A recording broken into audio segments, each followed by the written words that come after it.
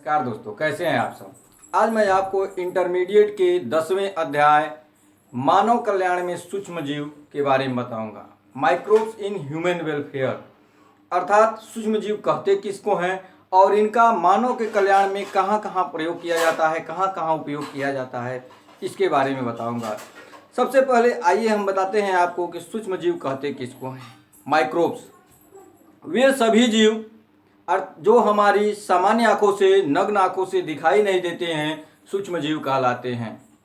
अर्थात ऐसे जीव जो केवल सूक्ष्मदर्शी माइक्रोस्कोप द्वारा देखे जाते हैं, सूक्ष्म जीव कहलाते हैं। और सूक्ष्म जीव प्रमुख प्रकार के कवक, शैवाल, जीवाणु और प्रोटोजोआ होते हैं। देखेंगे इसकी परिभाषा हम लोग।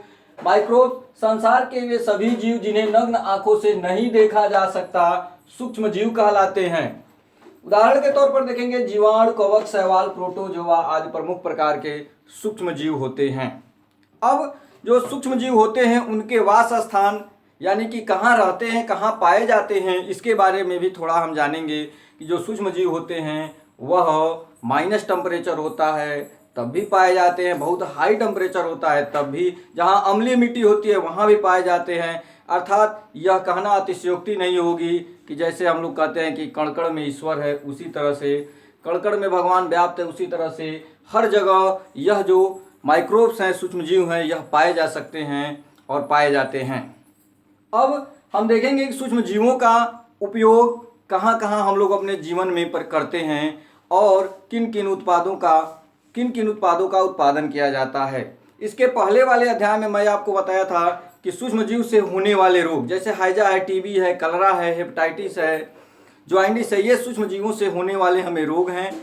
और पौधों में आलू की अंगमारी में बीमारी है और रेड राट ऑफ शुगर के, गन्ने का लाल सड़न रोग, ये सारे रोग जो हैं यह सूक्ष्म जीवों द्वारा ही होते हैं। लेकिन अब हम उसके लाभदायक उपयोग के बारे में जानेंगे कि लाभदायक उपयोग क्या क्या है। सबसे पहले जो सूक्ष्म जीवों का उपयोग है वह देखेंगे हम लोग कि यूज ऑफ माइक्रोब्स कहाँ कहाँ होते हैं। सूक्ष्म जीवों का उपयोग निम्नलिखित क्षेत्रों में किया जाता है। कुछ प्रमुख क्षेत्र हैं इनमें सूक्ष्म जीवों का उपयोग किया जाता है। इसमें से पहला उपयोग है घरेलू उत्पादों में सूक्ष्म जीव, यानी microbes in house hold food product, यानी हमारी घरेलू जगहों में, घरेलू उपयोगों में कहाँ कहाँ सूक्ष्म जीव योगदान देते हैं, इसके बारे में यह टॉपिक है। दूसरी टॉपिक होगी आपकी औद्योगिक उत्पादों में सूक्ष्म जीव, यानी माइक्रोब्स इन इंडस्ट्रियल प्रोडक्ट्स, यानी औद्योगिक उत्पादन में कहाँ कहाँ हम सूक्ष्म जीवों का प्रयोग करेंगे। इसी प्रकार से बहित मल उपचार में सूक्ष्म जीव, अर्थात माइक्रोब्स इन सीवेज ट्रीटमेंट, बहित मल उपचार में कहाँ कहाँ इनका प्रयोग किया जाता है।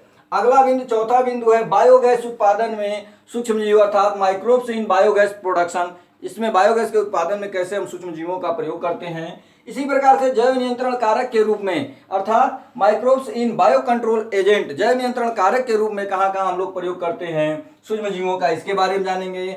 और अंतिम बिंदु जो हम जानेंगे इस चैप्टर का वह होगा आपका जैव उर्वरक के रूप में सूक्ष्म जीव, अर्थात माइक्रोब्स इन बायो फर्टिलाइजर।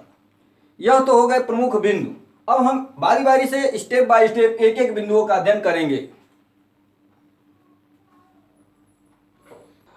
पहला उपयोग है जो हमारा वह है घरेलू उत्पादों में सूक्ष्म जीव, microbes in house hold food product, यही पहला बिंदु है। और देखेंगे कि हम लोग अपने घरेलू उत्पादों में, दैनिक जीवन में अपने कहाँ कहाँ सूक्ष्म जीवों का उपयोग, माइक्रोब्स का उपयोग करते हैं। सबसे पहले तो देखेंगे हम लोग कि दही के उत्पादन में, दूध से दही का निर्माण जो होता है वह किस जीवाणु द्वारा होता है, कैसे होता है। देखेंगे कि दूध से दही उत्पादन में लैक्टोबैसिलस जीवाणु, जिसे LBA अर्थात लैक्टोबैसिलस लैक्टिक बैक्टीरिया, अर्थात लैक्टोबैसिलस जीवाणु को LAB भी कहते हैं, लैक्टोबैसिलस एसिड बैक्टीरिया। उसके बाद देखेंगे द्वारा उत्पन्न अम्ल, यह जीवाणु जो होता है लैक्टोबैसिलस जीवाणु एक प्रकार का अम्ल उत्पन्न करता है जो दूध की शर्करा, दूध की केसिन प्रोटीन को, दूध में केसिन प्रोटीन पाया जाता है, उसको जमा कर स्कंदित करके और मानसिक रूप से पचाकर दही का निर्माण करता है।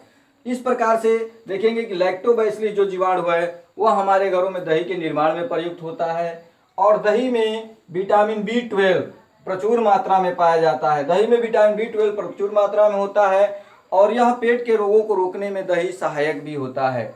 तो इस प्रकार से लैक्टोबैसिलस जीवाणु होता है, दही का उत्पादन दूध से करता है। इसी प्रकार से देखेंगे हम लोग स्ट्रेप्टोकोकस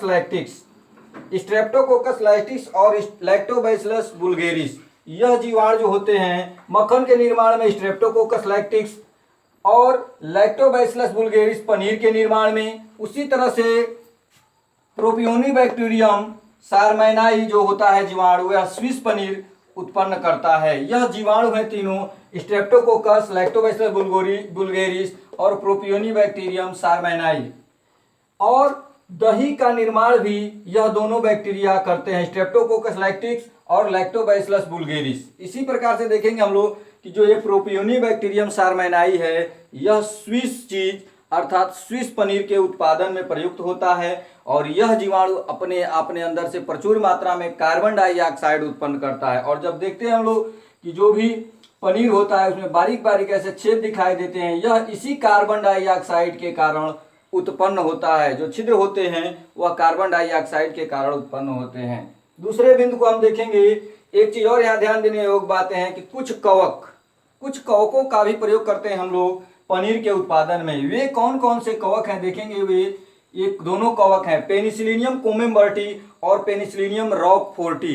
यह दोनों कवक जो होते हैं यह भी पनीर का उत्पादन करते हैं। यह कह सकते हैं हम जीवाणु के अतिरिक्त इन कवकों से भी पनीर का उत्पादन किया जा सकता है। इसके अलावा डबल रोटी ब्रेड उद्योग में भी जीवाणुओं का प्रयोग किया जाता है और इसमें देखेंगे कि जो सबसे पहला माइक्रोब्स है उसका नाम है सैक्रोमाइसिस सेरोवेसी। यह एक प्रकार का ईस्ट है।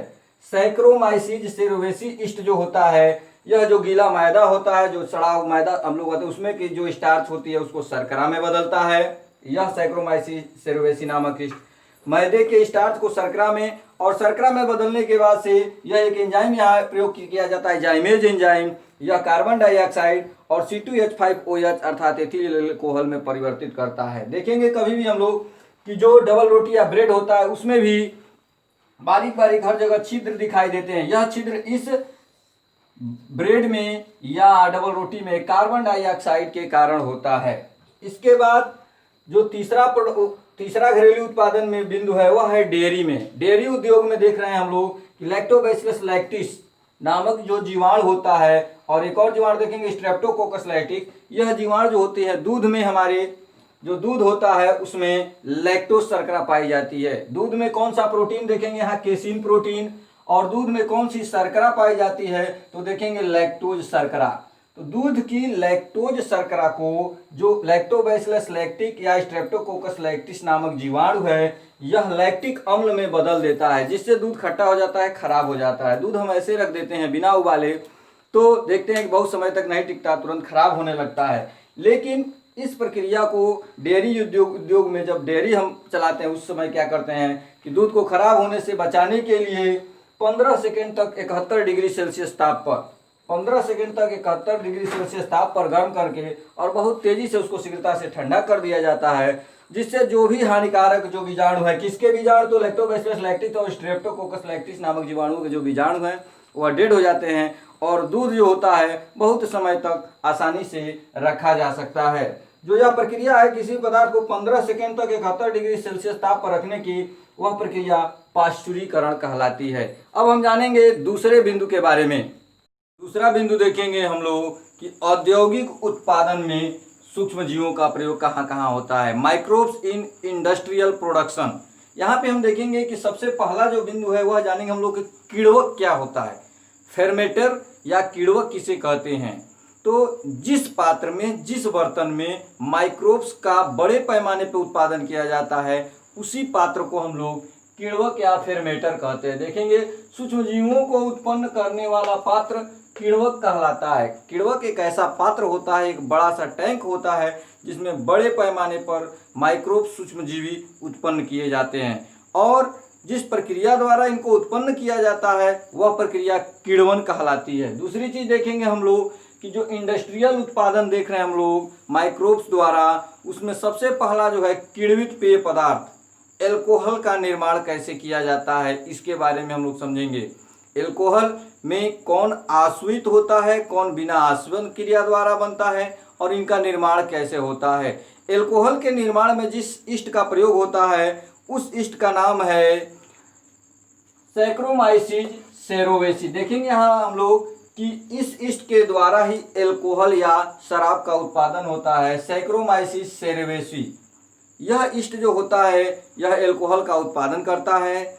और एक चीज़ और आप लोग ध्यान देंगे कि एल्कोहल के निर्माण में जो ईस्ट शर्करा के घोल के ऊपर तैरता है उसको हम लोग टॉप ईस्ट, और जो शर्करा के घोल के अंदर तैरता है उसको बॉटम ईस्ट बोला जाता है। टॉप ईस्ट कोई पूछे आपसे तो बताएंगे शर्करा के घोल, एल्कोहल के निर्माण में शर्करा के घोल के ऊपर तैरने वाला ईस्ट टॉप ईस्ट, और शर्करा के घोल के नीचे अंदर तैरने वाला ईस्ट जो होता है बॉटम ईस्ट कहलाता है।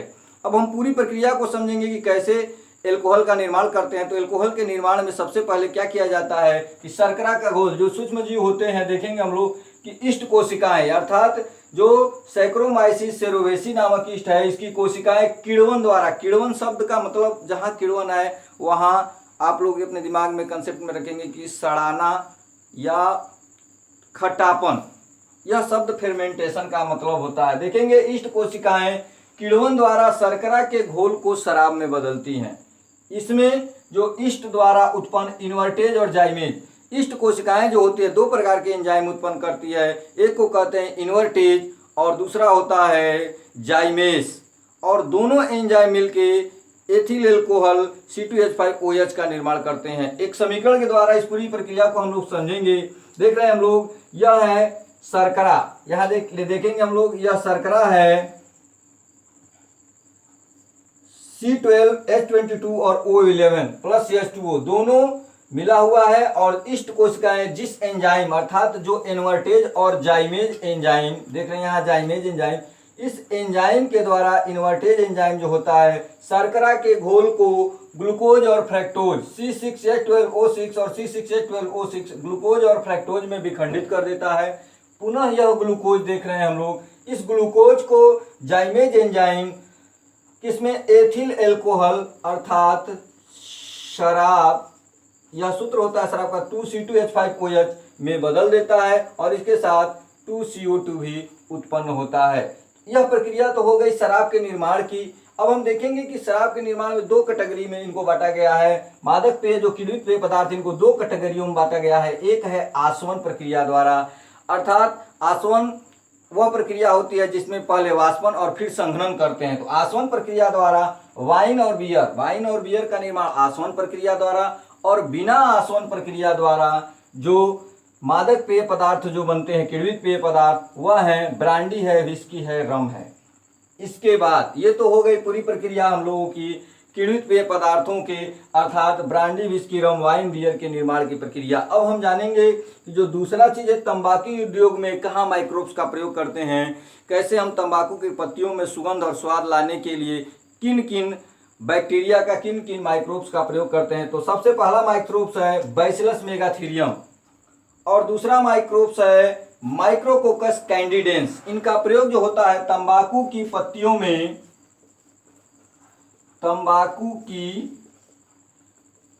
पत्तियों में स्वाद एवं सुगंध लाने के लिए किया जाता है। इसी प्रकार ये तो तंबाकू उद्योग है। चाय उद्योग में देखेंगे हम लोग कि माइक्रोकोकस कैंडिडेंस जो एक बैक्टीरिया है, माइक्रोब्स है, इसका प्रयोग चाय की पत्तियों में विशेष सुगंध को लाने के लिए, विशेष स्वाद को लाने के लिए किया जाता है। अगला बिंदु देखेंगे सिरके उद्योग। सिरका उद्योग में देखेंगे हम लोग कि सिरका के घोल को एक बैक्टीरिया होता है एसिटोबैक्टर एसीटी। एसिटोबैक्टर एसीटी नामक जो बैक्टीरिया होता है, जीवाणु होता है, माइक्रोब्स होता है, वह क्या करता है कि वह शर्करा के घोल को सिरके में बदलने का काम करता है। देखेंगे हम लोग इसका जो रासायनिक समीकरण है वह है C2H5OH प्लस O2, और यह बैक्टीरिया एसिटोबैक्टर एसीटी यह बना रहा है CH3COOH अर्थात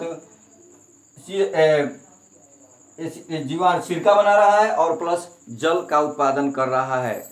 इसके बाद जो ये प्रक्रिया है सिरके के उत्पादन, अब हम जानेंगे कि कैसे एंटीबायोटिक्स का निर्माण होता है और कैसे हम लोग एंजाइम, विटामिन का निर्माण माइक्रोब्स के द्वारा होता है। प्रतिजैविकों का निर्माण माइक्रोब्स के द्वारा, सूक्ष्म जीवों के द्वारा, जीवाणुओं के द्वारा, कवकों द्वारा कैसे ही होता है। कौन कौन से प्रतिजैविक हैं, सबसे पहला प्रतिजैविक कौन बनाया गया था, अब इसको हम जानेंगे। सबसे पहले देखेंगे प्रतिजैविक होते क्या, एंटीबायोटिक्स अर्थात प्रतिजैविक। वर्तमान समय में बिना एंटीबायोटिक्स के जीवन की कल्पना करना संभव नहीं है। आप देख रहे हैं हर तरह के रोगों में यह जो एंटीबायोटिक्स हैं यह बहुत ही कामयाब हो रहे हैं, बहुत ही लाभप्रद सिद्ध हो रहे हैं। देखें कुछ एंटीबायोटिक्स के नाम हम आपको बताएंगे जिनका प्रयोग भी हम लोग वर्तमान समय में बहुत ज़्यादा बड़े पैमाने पर इंडस्ट्रियल प्रोडक्शन करते हैं और उपयोग करते हैं। देखेंगे प्रतिजैविकों का निर्माण, प्रोडक्शन इन एंटीबायोटिक्स, जीवाणुओं द्वारा कुछ बनने वाले प्रतिजैविक हैं। देखेंगे नियोमाइसिन, टेरामाइसिन, स्ट्रेप्टोमाइसिन, क्लोरोमाइसिटिन। यह जो प्रतिजैविक है एंटीबायोटिक्स दवाएं हैं, यह दवाएं जो हैं वह स्ट्रेप्टोमाइसिस श्रेणी के जो बैक्टीरिया, स्ट्रेप्टोमाइसिस जो बैक्टीरिया है, जीवाणु है, इनके द्वारा बनता है। इसका खोज जो स्ट्रेप्टोमाइसिन है इसकी खोज किए थे वैक्समैन और सन 1944 में इस खोज के लिए इन्हें नोबेल प्राइज दिया गया था। स्ट्रेप्टोमाइसिस की जो स्ट्रेप्टोमाइसिन एंटीबायोटिक्स है इसकी खोज किए थे वैक्समैन और 1944 में इन्हें नोबेल प्राइज दिया था। और जो स्ट्रेप्टोमाइसिन एंटीबायोटिक्स है यह स्ट्रेप्टोमाइसिस नामक जीवाणु से निर्मित होता है। इसके बाद से देखेंगे कवक, कौन कौन से कवक है जिनसे दवाएं बनती हैं। कुछ कवकों के नाम हम जानेंगे। देखेंगे पेनिसिलिन दवा, बहुत ही प्रचलित और सबसे पहले बनने वाली प्रतिजैविक दवा है पेनिसिलिन। पेनिसिलिन का निर्माण सन 1928 ईस्वी में अलेक्जेंडर फ्लेमिंग ने किया था और जिस कवक से इसका निर्माण होता है उसका नाम है पेनिसिलियम नोटेटम, पेनिसिलियम नोटेटम। और बड़े पैमाने पर, इंडस्ट्रियल पैमाने पर, लार्ज पैमाने पे जिस पेनिसिलिन मलहम का उत्पादन करने के लिए, पेनिसिलिन का उत्पादन करने के लिए जिस कवक का उपयोग करते हैं उस कवक का नाम है पेनिसिलियम क्राइसोजिनम। पेनिसिलियम क्राइसोजिनम नामक कवक से बड़े पैमाने पर पेनिसिलिन का उत्पादन वर्तमान समय में हो रहा है, लेकिन सबसे पहले सन 1928 में अलेक्जेंडर फ्लेमिंग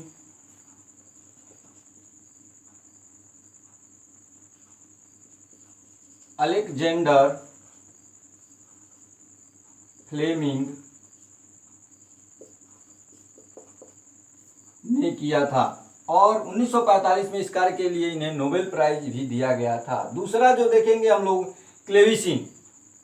क्लेविसिन नामक जो एंटीबायोटिक्स है यह भी एक कवक से बनता है और इस कवक का नाम है एस्परजिलस क्लेवेटस। एस्परजिलस क्लेवेटस नामक कवक से इस पेनिसिलिन का निर्माण होता है।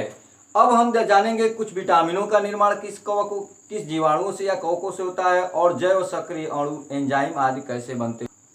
रसायन, एंजाइम और अन्य जैव सक्रिय अणु के रूप में कैसे माइक्रोब्स का, सूक्ष्म जीवों का प्रयोग हम लोग करते हैं, लाभदायक हम लोग उपयोग करते हैं, इसके बारे में हम जानेंगे। देखेंगे हम लोग एंजाइम, रसायन, एंजाइम और अन्य जैव सक्रिय अणु के रूप में कैसे, किस प्रकार एंजाइमों का प्रयोग किया, माइक्रोब्स का प्रयोग किया जाता है। देखेंगे सबसे पहले साइट्रिक अम्ल। साइट्रिक अम्ल का जो निर्माण होता है एक प्रकार के कवक से किया जाता है जिसका नाम है एस्परजिलस नाइगर। एस्परजिलस नाइगर नामक कवक से साइट्रिक अम्ल, जिसको विटामिन सी कहते हैं, उसका निर्माण होता है। दूसरा है ब्यूटारिक अम्ल। ब्यूटारिक अम्ल क्लोस्ट्रीडियम ब्यूटाइलिकम नामक जीवाणु से होता है। इसी प्रकार से हम लोग लैक्टिक अम्ल के बारे में भी पढ़े हैं। उसके बाद से और भी अम्लों का निर्माण अनेक प्रकार के जीवाणु और कवकों से होता है, तो ये प्रक्रिया हम जान गए। दूसरी चीज देखेंगे हम लोग कि एक जीवाणु है स्ट्रेप्टोकाइनेज। Streptokinase Streptococcus. यह जो जीवाणु है स्ट्रेप्टोकाइनेज स्ट्रेप्टोकोकस, यह एक प्रकार का एंजाइम का निर्माण करता है जिसका नाम है पैक्टिनेजीज और प्रोटिएजीज। पैक्टिनेजीज और प्रोटिएजीज जो एंजाइम होते हैं, देखते हैं हम लोग घरों पे अपने, अगर फल का रस हम लोग निकालते हैं तो वह थोड़ा सा धुंधलापन दिखाई देता है, उतना स्वच्छ नहीं दिखाई देता है, लेकिन मार्केट से बोतलों में जो आप फलों का रस वगैरह खरीद के लाते हैं बहुत ही साफ दिखाई देता है। उसका जो कारण है वह पैक्टिनेजीज और प्रोटिएजीज नामक जो एंजाइम होता है वह साफ करता है, क्योंकि उसमें एक प्रकार का जीवाणु पाया जाता है जिसको कहते हैं लोग स्ट्रेप्टोकोकस स्ट्रेप्टोकाइनेज स्ट्रेप्टोकोकस। और यह जीवाणु का एक और बहुत ही इंपॉर्टेंट काम है कि रुधिर वाहिनियों में अगर रक्त थक्का जमता है तो उस रक्त के थक्का बनने की क्रिया को तोड़ता है, बने हुए रक्त के थक्कापन को दूर करने का जो काम करता है वह जीवाणु है स्ट्रेप्टोकाइनेज स्ट्रेप्टोकोकस। स्ट्रेप्टोकाइनेज स्ट्रेप्टोकोकस नामक जीवाणु जो होता है यह रक्त वाहिनियों से रक्त स्फुटन अर्थात रक्त के थक्कापन को हटाने का काम करता है। देखेंगे हम लोग कि साइक्लोस्पोरिन ए, यह बहुत इंपॉर्टेंट प्रश्न होता है, आपके एनसीईआरटी पैटर्न के लिए पूछा जाता है कि एक जैव सक्रिय अणु का नाम बताइए जो अंग प्रत्यारोपण में काम करता है। तो देखेंगे चाहे उससे बनने वाले किस जीवाणु द्वारा वह बनता है। देखेंगे एक जैव सक्रिय अणु का नाम है साइक्लोस्पोरिन ए और इसका काम क्या है, अंग प्रतिरोपण प्रतिरक्षा निरोधक, यानी अंग प्रत्यारोपण हार्ट का किडनी का जो ट्रांसपेरेंट होता है उसमें जो प्रतिरक्षा होता है उसको तंत्र को मजबूत करने का काम करता है। अंग प्रतिरोपण प्रतिरक्षा निरोधक का काम करता है। इसको हम लोग कहते हैं इम्यूनोसप्रेसिव। आपसे ये भी पूछा जा सकता है कि एक इम्यूनोसप्रेसिव का नाम और वह किस जीवाणु द्वारा बनता है उसको बताइए। तो देखेंगे ट्राइकोडर्मा पालोस्पोरम, ट्राइकोडर्मा पालोस्पोरम नामक जीवाणु से जो इम्यूनोसप्रेसिव या जैव सक्रिय अणु बनता है जिसका काम है अंग प्रतिरोपण प्रतिरक्षा निरोधन का, वह साइक्लोस्पोरिन ए है। इसी तरह से एक और महत्वपूर्ण अपने क्वेश्चन को देखेंगे कि ब्लड में रुधिर में कोलेस्ट्रॉल, रक्त में कोलेस्ट्रॉल को कम करने में प्रयुक्त होने वाला जो स्टैटिन है वह जो है मोनास्कस परफ्यूरियस नामक कवक से बनता है और यह क्या करता है, हमारे रुधिर में कोलेस्ट्रॉल की मात्रा को कम करता है। दोस्तों वीडियो अच्छा लगे तो सब्सक्राइब शेयर लाइक करना न भूलें।